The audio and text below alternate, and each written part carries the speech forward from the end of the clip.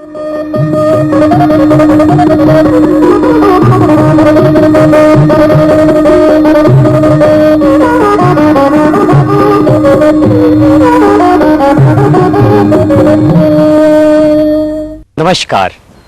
संस्कृत भाषा शिक्षण में आप सबका हार्दिक स्वागत है। पूर्व पाठों में हमने आत्मनेपदी धातुओं के लोट लकार एवं विधि लिंग लकार के रूपों का अभ्यास किया। आइए अब हम उभयपदी धातुओं की जानकारी प्राप्त करते हैं। नमस्कारः। नमस्कारः। संस्कृत भाषा शिक्षणे भवतां सर्वेषामत्र हार्दं स्वागतम्। पूर्वतनपाठे वयम् आत्मनेपदी धातूनां प्रयोगान् ज्ञातवन्तः, तेषां रूपाणि अपि ज्ञातवन्तः एव। इदानीं वयं पूर्वपठितेषु धातुषु आत्मनेपदप्रयोगे विधिङ्लकारस्य लोट्लकारस्य च अभ्यासं किञ्चित् कुर्मः, तस्य अनुस्मारणं किञ्चित् इदानीं कुर्मः। इदानीं वयं पूर्वपठितानाम् आत्मनेपदी धातूनां लकारद्वयस्य अभ्यासं कुर्मः। विशिष्य तत्र लकारद्वये तन्नाम विधिङ्लकारे लोट्लकारे च कथं प्रयोगः भवन्ति किञ्चित् स्मरामः। उदाहरणं यथा छात्रेषु दुर्भावनाः क्षीयन्ताम्, निस्वार्थभावनया भगवन्तं सेवन्ताम् इत्यादि वाक्यानि लोट्लकारस्य वाक्यानि एव। अत्र लोट्लकारस्य प्रयोगः अस्ति। विधिलिङ्लकारे यथा सर्वे छात्राः उत्तीर्णतां लभेरन्, सर्वे छात्राः सत्यं भाषेरन् इत्यादि वाक्येषु विधिलिङ्लकारस्य प्रयोगः कृतः अस्ति। एतावत् पर्यन्तं वयं ज्ञातवन्तः यत् संस्कृतवाङ्मये केचन धातवः आत्मनेपदिनः सन्ति, केचन धातवः परस्मैपदिनः सन्ति, केचन धातवः उभयपदिनः अपि सन्ति। तेषां धातूनां विषये वयमद्य विस्तृतज्ञानं प्राप्स्यामः।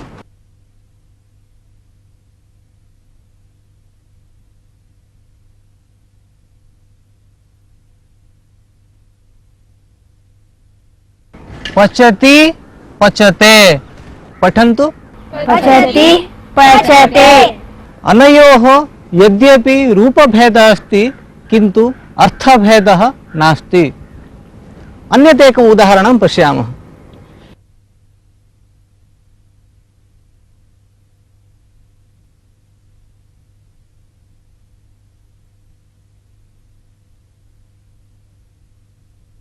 दण्डयति दण्डयते, पठन्तु। दण्डयति दण्डयते। अनयोः अपि यद्यपि रूपभेदः दृश्यते किन्तु अर्थभेदः कोऽपि नास्ति। इदानीं वयं कानिचन वाक्यानि पश्यामः। माता मधुरं खाद्यं पचति, माता मधुरं खाद्यं पचते। अनयोः वाक्ययोः कोऽपि अर्थभेदः नास्ति, किन्तु वाक्येषु क्वचित् पचति दृश्यते, क्वचित् पचते दृश्यते। तथैव आरक्षकः चोरान् दण्डयति, आरक्षकः चोरान् दण्डयते। अत्रापि तथैव अर्थभेदः नास्ति, किन्तु क्वचित् दण्डयति दृश्यते, क्वचित् दण्डयते इति दृश्यते। अतः वयम् एतत् जानीमः यत् यद्यपि उभयपदी धातुषु रूपभेदः दृश्यते किन्तु कोऽपि अर्थभेदः अनयोः नास्ति। पचति पचते, छोरयति छोरयते, यजति यजते इत्यादि उभयपदी लट लकार के रूप हैं। अभी आपने देखा ही होगा कि उभयपदी धातुओं के लट लकार के रूपों में क्या भेद होते हैं। इदानीं वयं कांश्चन अभ्यासान् कुर्मः। अहमत्र कानिचन क्रियापदानि लिखामि, तद्दृष्ट्वा भवन्तः वाक्यानि वदन्ति।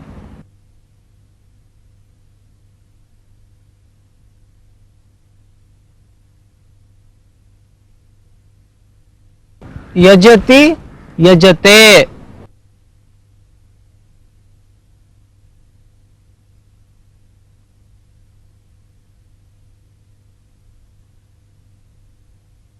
पचति पचते,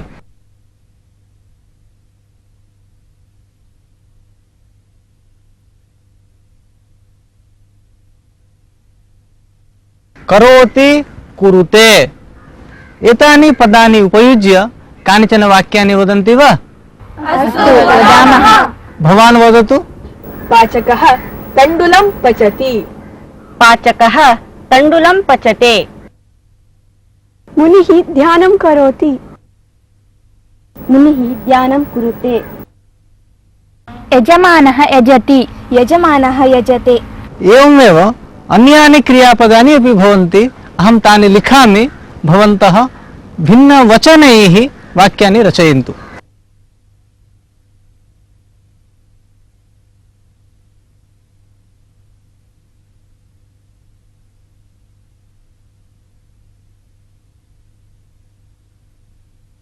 चिनोति चिनुते।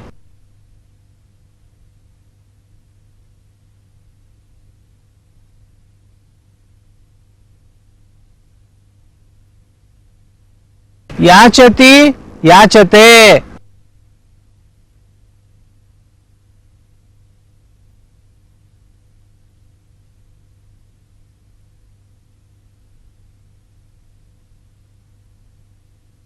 जानाति जानीते।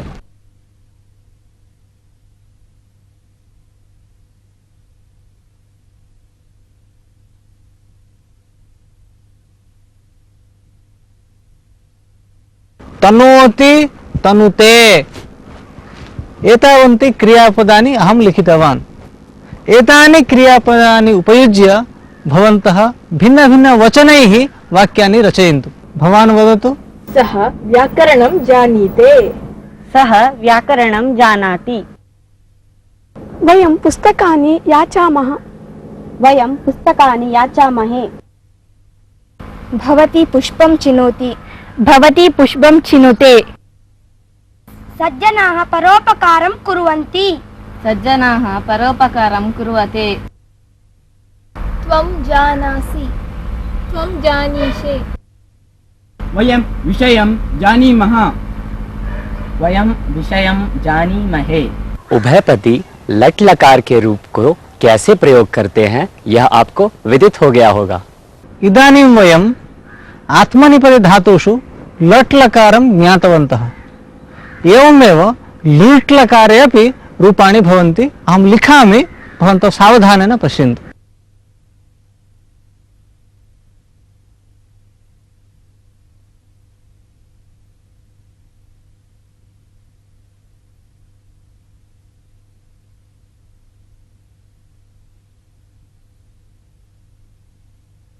करिष्यति करिष्यते। अनयोः यद्यपि रूपभेदः दृश्यते, अर्थभेदः पूर्ववत् अत्रापि नास्ति।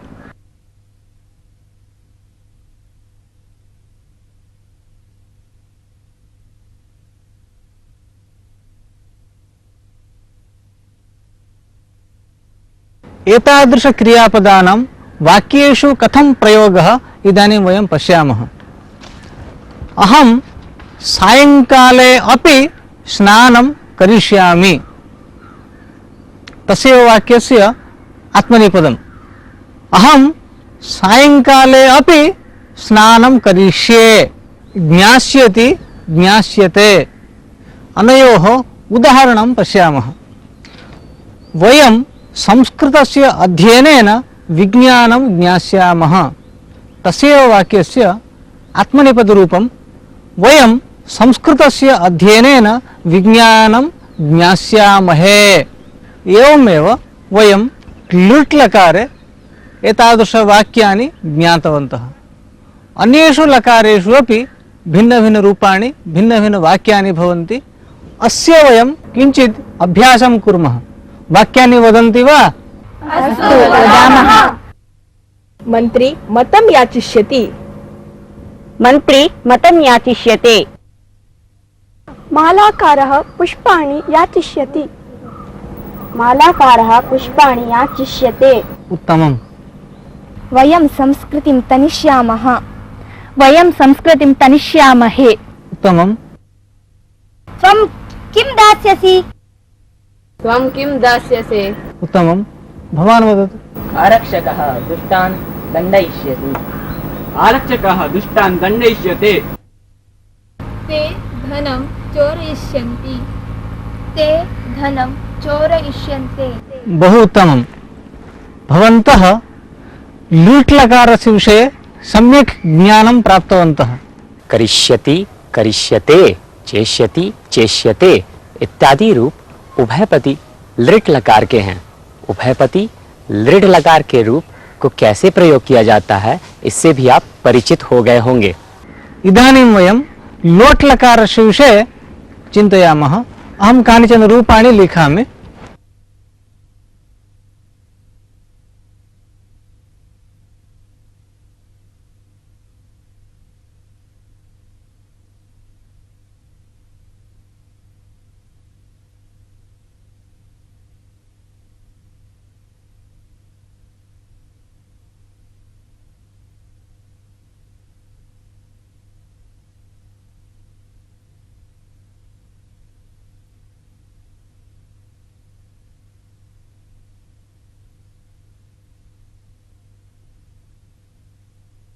पच्यतु पच्यताम्, दण्डयतु दण्डयताम्। वदन्तु। पचतु पचताम्, दण्डयतु दण्डयताम्। वाक्येषु एतेषां प्रयोगः कथं भवति इति वयं चिन्तयामः। भो पाचक, रुचिकरं खाद्यं पचतु। भो पाचक, रुचिकरं खाद्यं पचताम्। तथैव दण्डयतु इत्यस्य भो आरक्षकाः चोरान् दण्डयन्तु। भो आरक्षकाः चोरान् दण्डयन्ताम्। एतादृशवाक्यानि भवन्तः अपि रचयितुम् अर्हन्ति। कानिचन वाक्यानि भवन्तः वदन्ति वा? अस्तु, वदामः। भवन्तः विषयं जानन्तु। भवन्तः विषयं जानन्ताम्। त्वं कार्यं कुरु। त्वं कार्यं कुरुष्व। उत्तमं। भवान् वदतु। त्वं वस्तु न चोरय। त्वं वस्तु न चोरयस्व। उत्तमम्। अहं न याचामि। अहं न याचै। भवती विज्ञानं जानातु। उत्तमम्। भवती विज्ञानं जानताम्। अहं पचामि। उत्तमं। भवान् वदतु। अहं पचै। बहु उत्तमं। लोट् लकारस्य विषये भवन्तः प्रवीणाः अभवन्। पचतु पचताम, छोरयतु छोरयताम, करोतु कुरुताम आदि रूप उभयपदी लोट लकार के हैं। इस लकार के अन्य रूप कैसे होते हैं यह भी आपने देख लिया होगा। उभयपदी लोट लकार के रूपों का प्रयोग कैसे किया जाता है इससे भी आप परिचित हो गए होंगे। इदानीं वयं लङ् लकारस्य विषये चिन्तयामः। अहं कानिचन रूपाणि लिखामि उभयपदी धातूनां।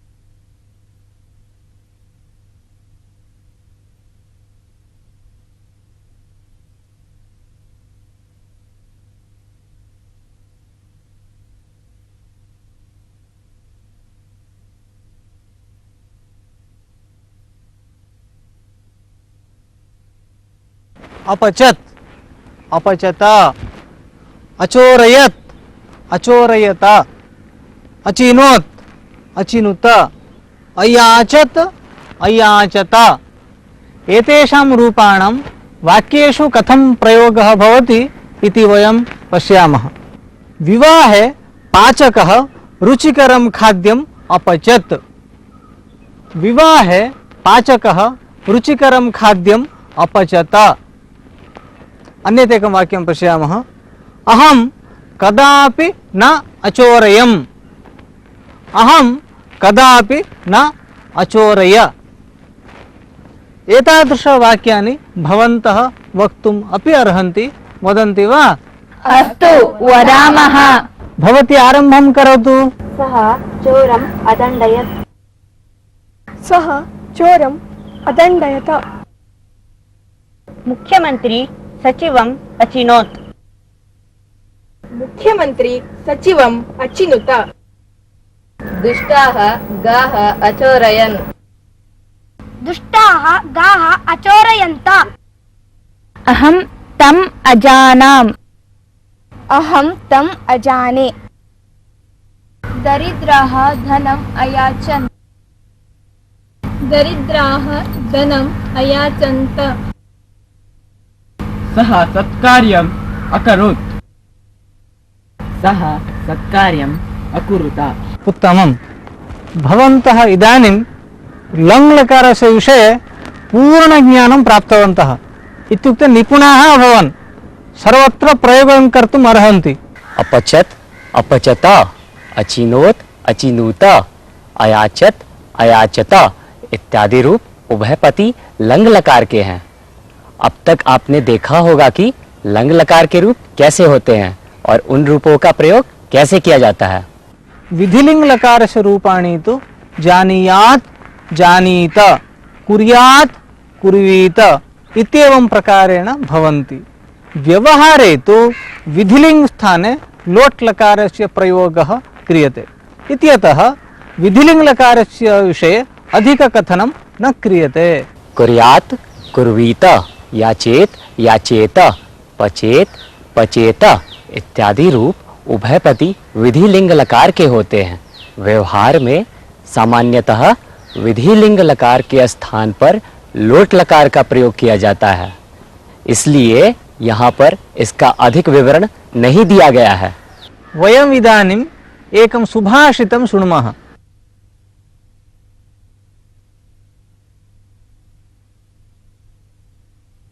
असहाय पुमानेकः कार्यान्तं नाधिगच्छति। असहाय पुमानेकः कार्यान्तं नाधिगच्छति। तुषेणापि विनिर्मुक्तः तण्डुलेन प्ररोहति। तुषेणापि विनिर्मुक्तः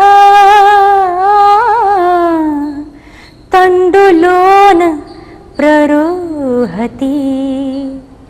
असहाय पुमानेकः कार्यान्तं नाधिगच्छति। तुषेणापि विनिर्मुक्तः तण्डुलेन प्ररोहति। तण्डुलेन प्ररोहति। अस्य सुभाषितस्य अर्थः एवमस्ति। पुरुषः यावान् वा समर्थः भवतु कस्यापि साहाय्यं विना सः कार्यान्तं गन्तुं न शक्नोति। अर्थात् कस्यापि कार्यस्य परिसमाप्तिनिमित्तं कस्यापि पुरुषस्य आवश्यकता वर्तते एव। यथा तुषविहीनः तण्डुलः सस्यस्य उत्पत्तौ समर्थः न भवति, अर्थात् अंकुर उद्गमार्थं तण्डुलस्य तुषस्य अपेक्षा वर्तते एव। सुभाषित का अर्थ: संसार में कोई असहाय पुरुष किसी की सहायता के बिना कोई भी कार्य नहीं कर सकता, अर्थात किसी भी कार्य की समाप्ति के लिए उसको अवश्य किसी की सहायता चाहिए। वैसे ही तुषाविहीन धान्य शस्य उत्पादन करने में समर्थ नहीं होता, अर्थात अंकुर की उत्पत्ति के लिए धान में तुष का होना जरूरी है।